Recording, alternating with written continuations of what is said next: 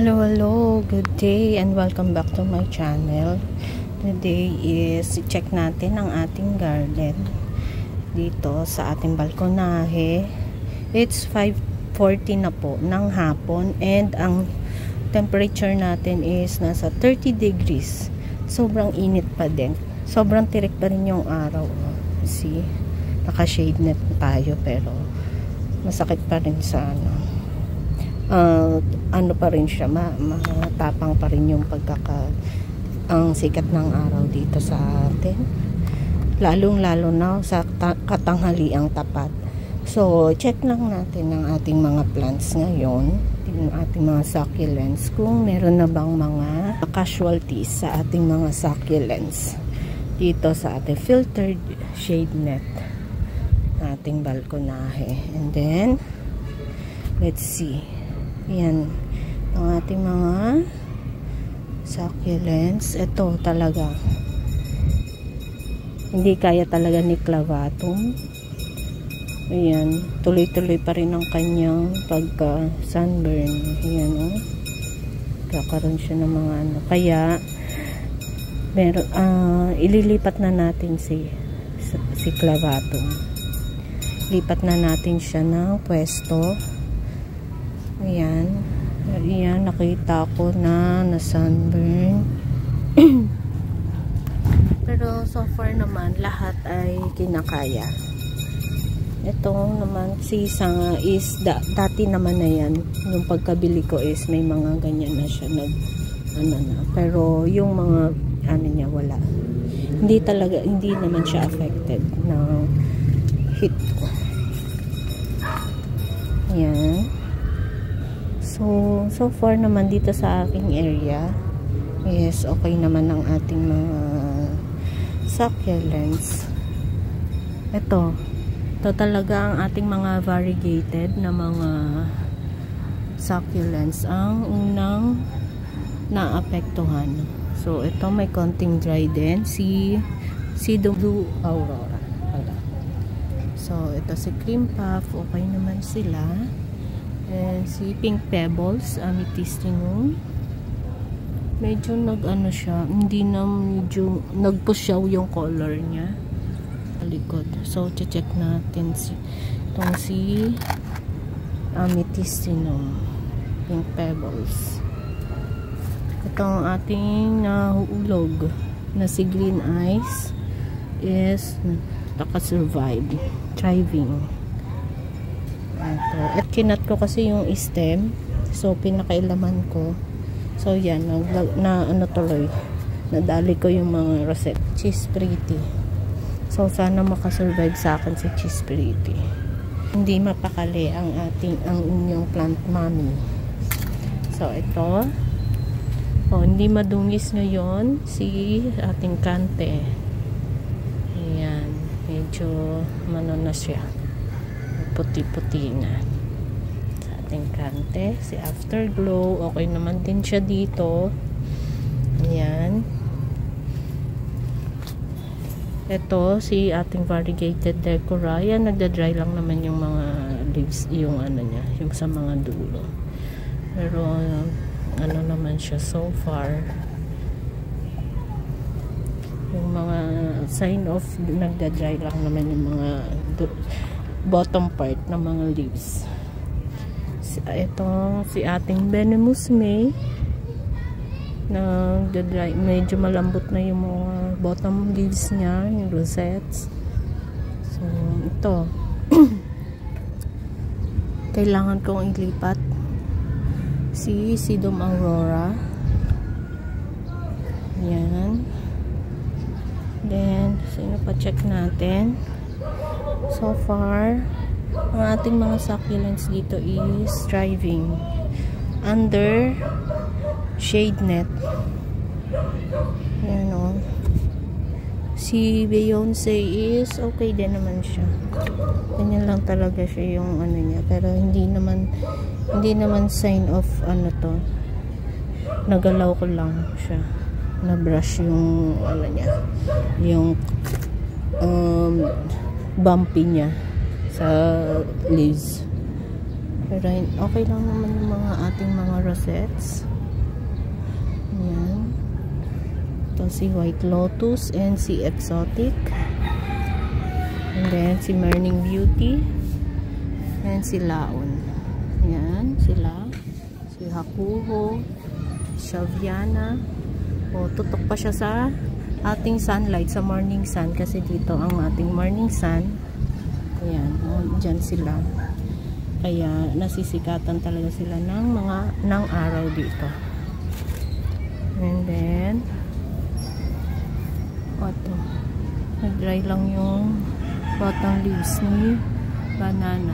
Yan, kinat ko na rin pala yung nakamataas dito. Yung may mga babies, ayun. Ano ko na siya. So far naman, itong mga nasisikatan ng morning sun is okay naman sila.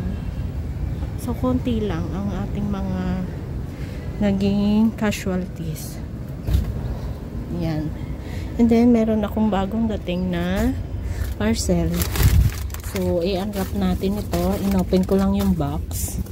Kagabi pa to pero hindi ko pa kasi na i-unbox. Na i-unwrap yung mga succulents. So, hindi ko pa nasisilip yung mga laman nito. So, samahan nyo ko. And then, balikan ko kayo at i-set up ko lang yung camera ko para pakita. I-stand ko lang siya. So, let's see in a bit. So, ito na guys. Let's unwrap. Let's unwrap natin sa isa ang ating mga na-receive na parcel. This is from Rose Succulents sa kanyang FB. Oh, maliliit pala to. Set ng Lovely Rose. Ang cute. Ang gusto ko kasi is magkaroon ako ng ano, ayan o, tingnan guys, nagkakaroon na siya ng mga newly roots. So, for repotting na itong mga to. And then, para siyang nagkakaroon ng slight variegation. Parang siyang ano, medyo nagva-variegate. Ayan o, ito. Nakikita niyo ba guys? Ang cute ni Lovely Rose. Gusto ko kasing ipagsama-samahin yung may Lovely Rose din ako dyan. Like ito. So, ganyan. So, itong mga pots nga pala is, ang seller ay hindi ko ma-recommend sa inyo guys. Hindi siya ano, kulang yung pots na dineliver niya sa akin. So, and hindi, ang daming reklamo sa kanya sa FB. So, hindi ko siya ma-recommend. Siguro, kilala niyo na rin kung sino to. Dahil maraming na plant mom na nagre-reklamo sa kanya.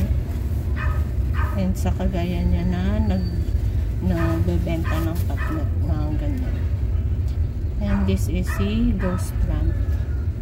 Si Ghost Plant. Nagdagdag ulit ako. Gagawin na natin sila. So, bibilisan na lang natin ang pag-unwrap. Gamitin ang West Rainbow. Variegated West Rainbow. Tingnan natin kung okay pa itong mga dineliver. Oh, ito si Aeonium. Napakaliit pala nitong ni Aeonium. One stem lang. Oh God. Sana mapuhay ko to. Ito si Turkey.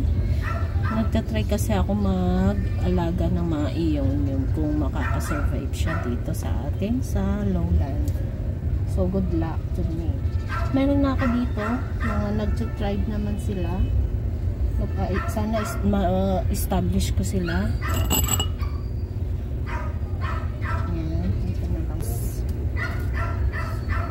Masikip kasi dito sa aking pinagpwestuhan. Oh my goodness. May mga naglalagas.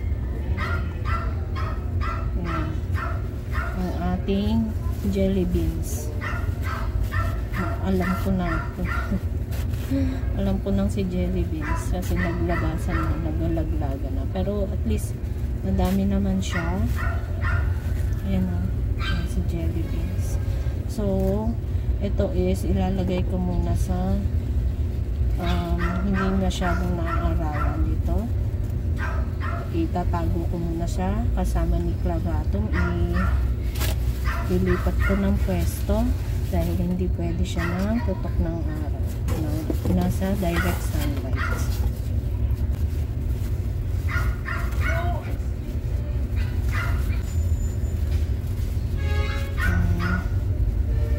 Okay.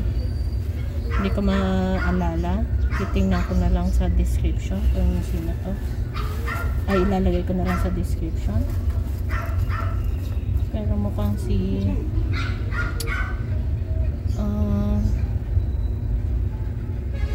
nagkakaroon na rin siya ng ano, sumusulpot na rin yung mga white roots nila for repotting na. Maybe ito si Atos. Si Atos siguro ito. Hindi ko matandaan kung ano yung okay. Ito sabi ni seller is Aeonium Starburst, pero mukhang kahawig ko din siya ni Aeonium ko na nandito. Malaki pong Aeonium na Sunburst. Kahawig din siya. Ang dungis. Napakadungis. Napakaliit pala nito. Sabi niya is siya si Aeonium Starburst, pero mukhang Aeonium Sunburst din ito.